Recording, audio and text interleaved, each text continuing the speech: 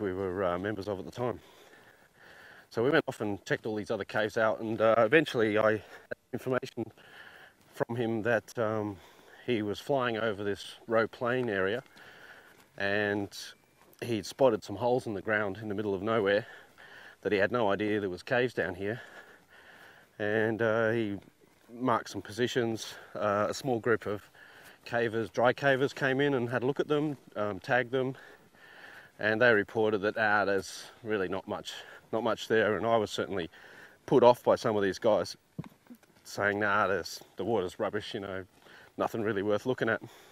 But Max Hall had indicated to me that, like Urina Cave, which was the only diveable cave on the Roe Plain known at that time, which he told us there was a lot more passage in there, so he said it's good potential because it's in the same sort of ground. So so we decided to come out and have a look. So this was middle of summer one year in January. I had a small group of mates come out from Perth, all from the caving club. Dean Slater, his international travelling mate from South Korea, Jong Il Moon, and a fitness fanatic weightlifting woman, Kylie Draper. And the four of us came out here. We went to Tommy Graham's first, and then we came down this track, but we stayed on the escarpment track, the Banabi track.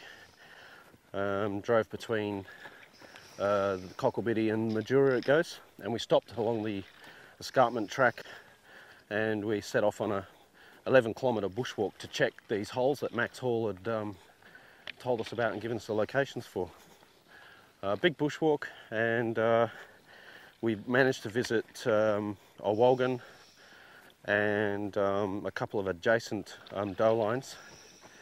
And Olwolgin, we got to Olwolgin, all we had was some 3-litre cylinders with us, and you know, start off with snorkeling gear, and the idea was just a bit of a look. So we had some problems with the GPS locations. They were in the wrong datum, so we found ourselves in the middle of this grassy plain going, where's the bloody hole? And it was 200 metres out because of the problems.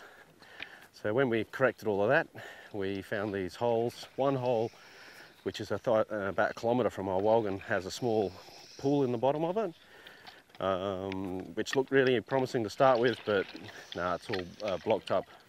Certainly a potential future dig. Then we went to Olwolgin Cave. We found the first lake down to the right hand side. Got quite excited because it looked really promising. However, it was just 4 or 5 metres deep and all silty and shitty and didn't go